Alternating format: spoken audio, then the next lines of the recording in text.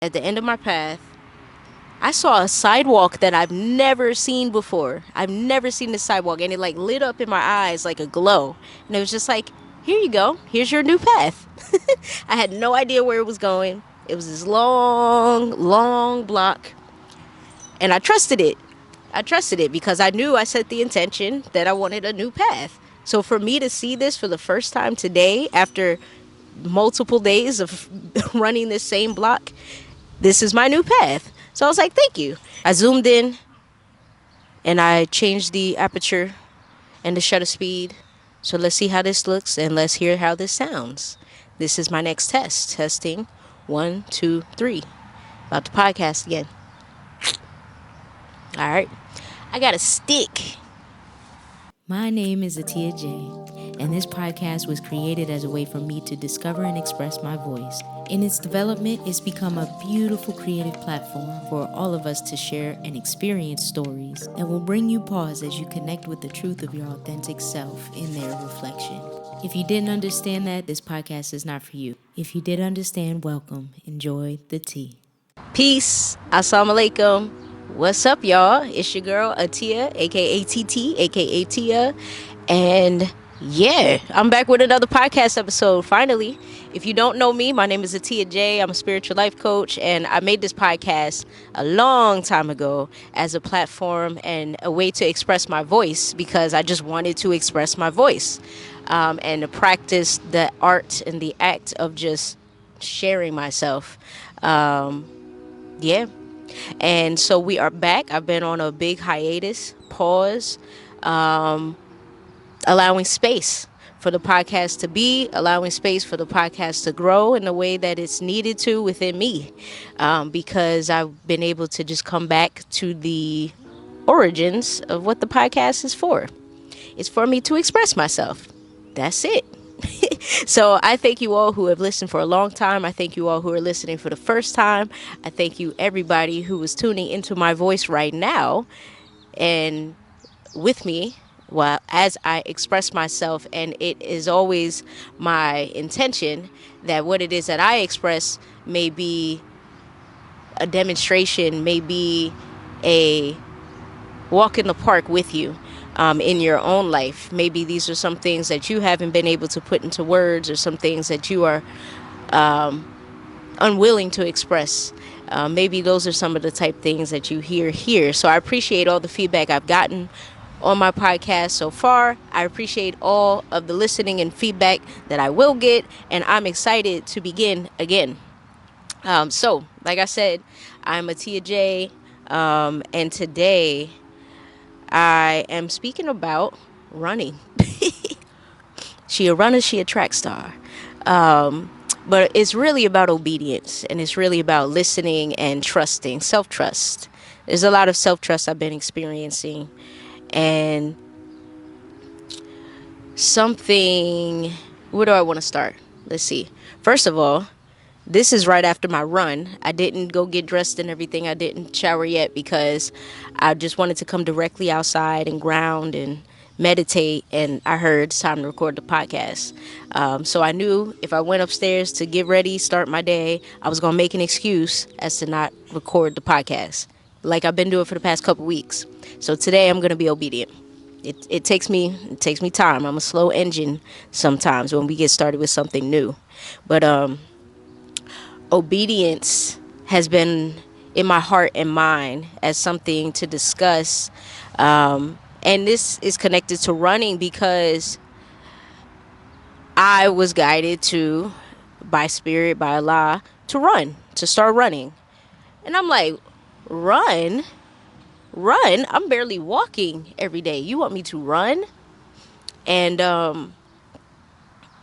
yeah, I didn't believe that I could do it. I said, what do you mean run? I knew my breathing, just my lungs were so tight and caught up, and it was hard to breathe regularly. So how in the world was I supposed to run? That's not me. I can't run. That's not who I am. But it was just in my heart. It was in my mind. And I chose to be obedient. And one day I got the courage to just begin. Just start. Mind you, I have 2 young children, so when I'm running after my 5-year-old and my 3-year-old journey in Kalik, I was losing my breath trying to run after them. So this was a big step of courage to go run in the street when I knew breathing was not my forte. So I just started. It took me the courage to just start. And for that first day, I took notes. I used the Instagram stories because it had the weather tracker and it had the time tracker and it had the different things that helped me to keep note of my progress. And just posting on social media is something exciting. I didn't post it, but that act made me focus and it made me zone in and it made me excited to meet my mark so I could take note of it on social media. So on that first day, if I remember correctly, I had run for 10 seconds and I lost my breath and I walked until I met 5 minutes. Because spirit knows how I think, spirit knows my excuses. So Allah also told me that when I run, I'm not just going to try to meet my mark, my 30-minute run mark. They told me that you're going to do 5 minutes, 10 minutes, 15 minutes, 20 minutes, 25 minutes, 30 minutes. Take it slow. And I said, okay. I started at 10 seconds, y'all. 10 seconds. That's all I could run. And I had to walk. I had to walk the rest of the 5 minutes. And I said, Lord Jesus, how in the world am I going to do this? And I just kept going. The next day, I did not stop. I just went every day. I went outside and I did something. So next day I went out, I think I did 1 minute and I had to stop and walk. The next day I did 3 minutes. And the next day I made 5. And so by week 2, I think I was running at 12 minutes. I was at 12 minutes. And now today, day 31, I'm at 30 minutes consistently. I've gone 35 minutes consistently. And in this obedience that I didn't know why is it that I have to run when I started. I had no idea. In this obedience, I've been able to examine the way that I work. I've been able to take a step back and to actually see me, see how I function, see how my actions multiply among themselves.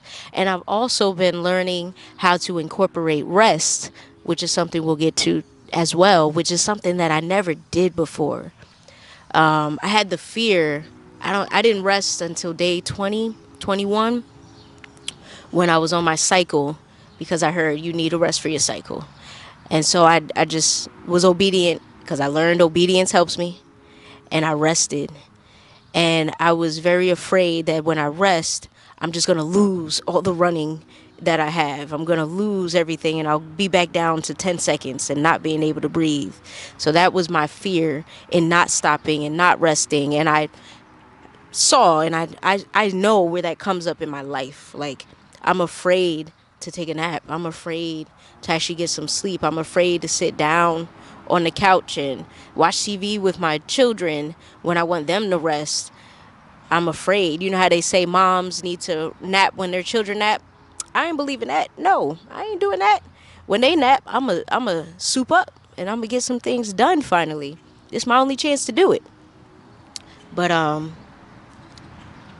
in this running experience, I learned how to incorporate rest. Not only am I running, but now I am learning, I have gained, and I am gaining the mindset how my running reflects my real life and the way that I function in my real life. And that has been the most rewarding part of this process so far. I'm only 31 days in, so there's so much more. And beyond 30, this is just 31 days of running. So there was some time in between that. I started running in the beginning, at the end of March. But what else? When it comes to the development of my running, it took a lot of courage. It still takes courage every single day to get up and move against my mind that tells me I'm not supposed to be doing this. I can't do this. I don't have the time to do this. it's not safe for me to do this. All of these things came up in my mind as to why I couldn't do it. But what grounded me was my obedience to what I know Allah wants me to do. Allah wants me to move in this way, so I'm going to move in this way. And my mind, nothing else can tell me that I can't. And each development took intense meditation and prayer.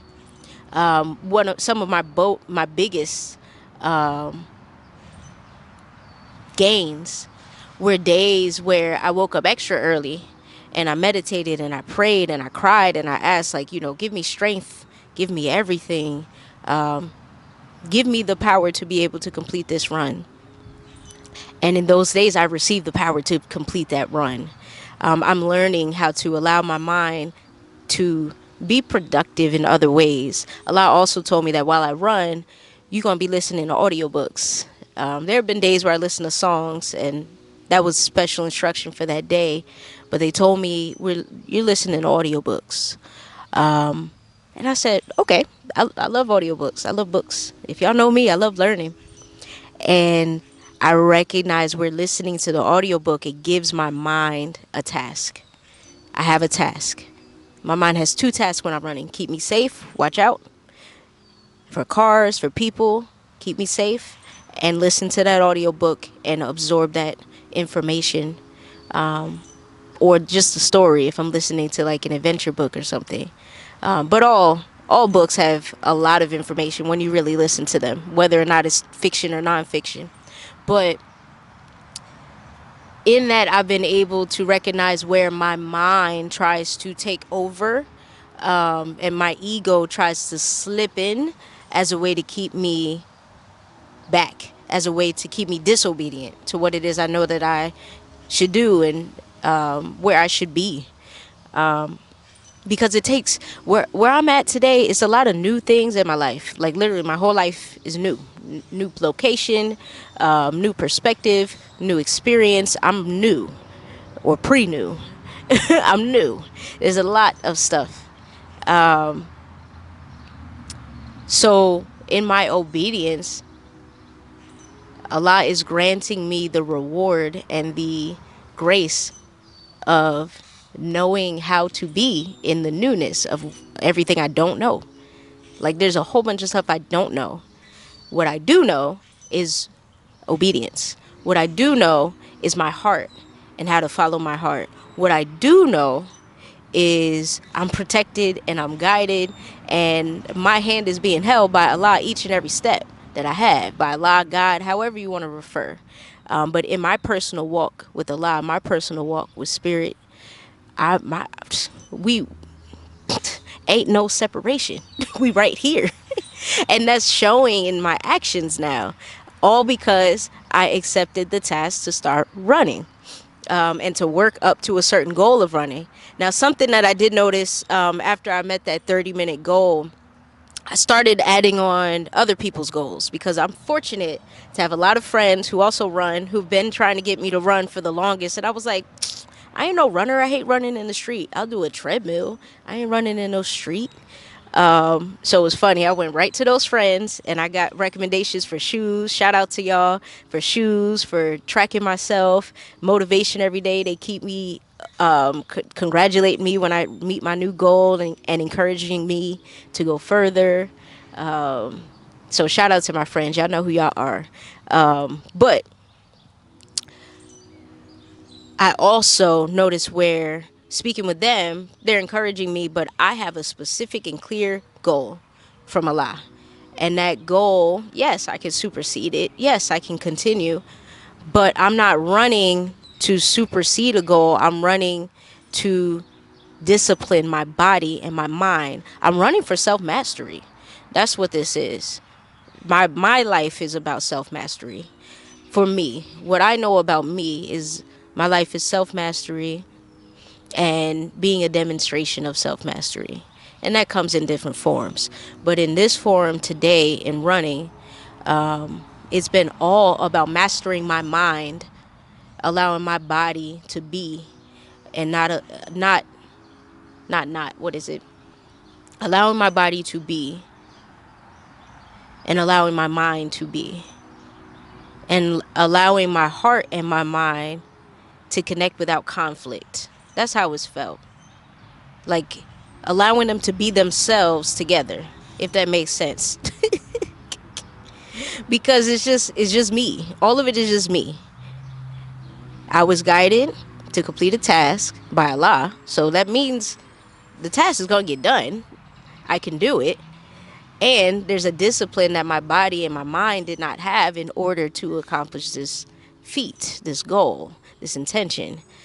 So it takes a discipline, it takes a training, it takes growth in order to be who it is that I am if I have not been her in the past. And it's funny because when I started running, I was like, oh, this joint is natural. I'm a runner. She a runner. She a track star. Cause I didn't see myself as that. And it's funny today I'm wearing my this is my high school track shirt. I ran track in high school, but it was just something I did. I didn't really connect with it. And when I started running and I got into flow, I was like, oh, I love running. This is fun. I really enjoy this.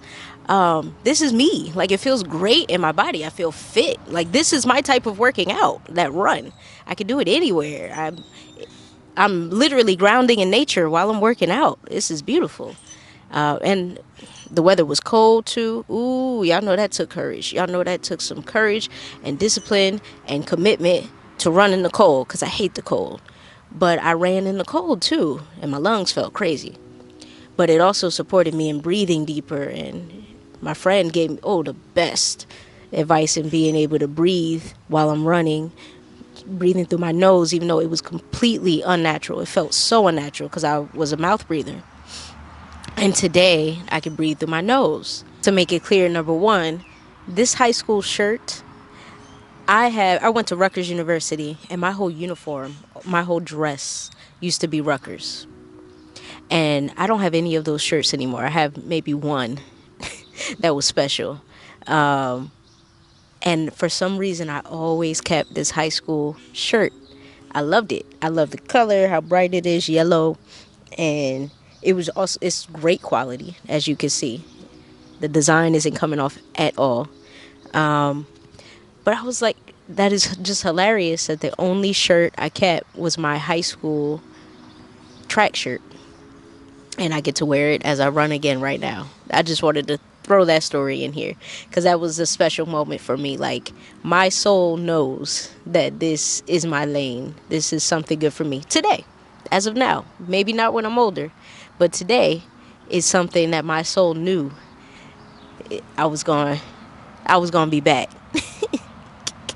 And I'm sure that there's so much more, but I think the intention of this podcast, of this talk, of this conversation is that in my obedience to what scared the crap out of me, but what I knew was right for me, not only did I meet my goal, supersede my goal by my own effort, by my own support with Allah, recognizing my connection with Allah, recognizing that we right here. When I'm running, I ain't running alone ever. Is one and one. And not only did I achieve that goal and intention, and it feels great, I'm also learning life lessons. So that goal, the way that I achieved the goal and intention and the running is now, it's clear for me how to achieve my goals and intentions in my life. Yeah. And I needed that. I needed the physical experience. I am a kinetic learner. I'm an auditory learner, but for me to really know something, it takes the experience. I'm a kinetic learner, and I'm just grateful. I'm extremely grateful for obedience. So that thing that just seems weird and out of place, but you have it in your heart or your mind to start, do it. Just take the little tiny baby steps. We call them 3-foot tosses. Take your 3-foot toss, start with the 10 seconds of running and almost dying and not being able to breathe and having to walk the rest of the 5 minutes. Start with that. It's okay to start there. Trust me, I know it takes courage to do that because it feels humiliating. And nobody was even watching me, but it felt humiliating. But allowing myself to be humiliated in the presence of myself, allowed me to accomplish my goals. What they say, you miss 100%. You miss 100% of the shots you don't take. Yeah, that's true. It's absolutely true. And every shot you shoot, you might miss it, but you're gonna make the next one. You have the potential to make the next one. Yeah. Yeah. That's obedience. Today on my run, I also experienced I've been trying to take a new path because now I'm at 30 minutes. Now my mind is trying to be like, oh, we're bored. We're bored. We can't do this run. We're so bored. So I'm hearing that while I'm running. And I just set the intention before I ran today. I said, I really want to run a new path. I ran a new one yesterday, but it wasn't that safe. It was literally on the highway. I need to wake up when there are no cars in order to do that. But today it was very busy.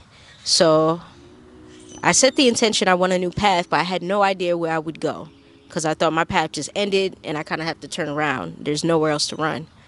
Man, for the first time today, when I got to the end of my path, it gets right to, I'm in Delaware, so it's right by 95 is the end of my path. Route 95 that goes all across the country.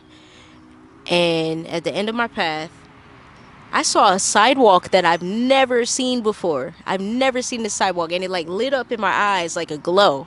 And it was just like, here you go. Here's your new path. I had no idea where it was going. It was this long, long block, and I trusted it.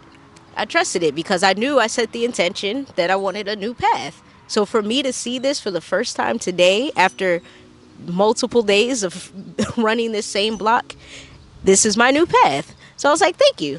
And I ran my new path.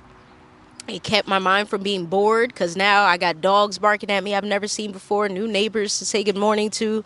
And it was just this long, beautiful block. There was this green, lush park. It was great. So I asked and I received again. And this time I was able to complete my 30-minute run. And I even was able to walk a new path because it took me all around the neighborhood in a different way, which was fun. I enjoyed new paths to travel. And what I heard while I was going on that new path is in Islam, we talk about the right path, right? And the right path is not necessarily the same path that you've traveled before. That's not the right path because Allah makes our path right. God makes our path right. Spirit makes our path right by showing you a new way when you ask for it, when you're ready for change. And when you show willingness to be in change. And what I kept hearing was the right path is where you can stand 10 toes down. I said, "Woo, that is good. That is good." Where you can stand 10 toes down is the right path. So wherever you can stand on business, wherever you could be your full, true, and authentic self, that's the right path. It's not about what you're doing. It's not about where you are. It's about, are you standing there in truth, in love, and in authenticity? And that's what I'm learning in each and every part of my life. And Allah knows that I need to learn physically through running. So I am grateful for my relationship with Allah that is continuing to develop, has always been developing, even when I didn't recognize it. And I'm grateful to physically begin to manifest and to see my divinity. Yeah. And to learn to embrace change because Lord, I did not like change. I didn't even know it. I thought I did. No, I liked control. I like controlled change. So for the first time in my life, it's taken a lot of courage where I am in my life because there's a huge release of control and a huge reaching for control that I'm now aware of, and then I have to pray to surrender it and release it. But I'm grateful. I am grateful for where I'm at. I pray that this talk, this expression of my experience with obedience and running has been inspiring or impactful for you, or just something nice to listen to. Maybe you're listening to this on your run. Maybe you're this is encouraging you to start painting, or encouraging you to sing that song that you've always wanted to sing and record, or pick up a new instrument, or play a sport, or just sit instead of working all the time. Maybe it's encouraging you to take a nap. Yeah, so thank you for listening.